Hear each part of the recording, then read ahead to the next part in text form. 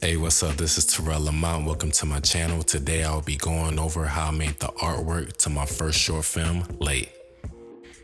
Alright, so the first thing I did was hop in Adobe Illustrator and I started with the L. I had a digital clock reference and I drew out each of the letters. Mainly used the L as a reference point and then went ahead and copied all little elements to each letter.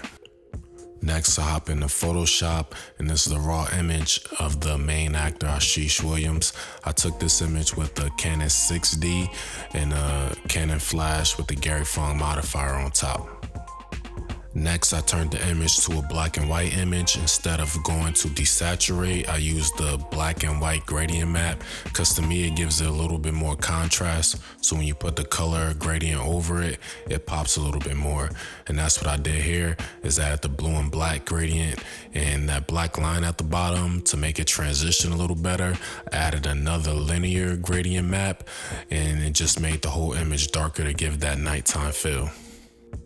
To give it the digital clock glow effect on his face, what I did was grab the soft brush and just paint a little bit on the pillow, use a Gaussian blur, and that spreaded it out across his face in the bed more to give it a realistic feeling.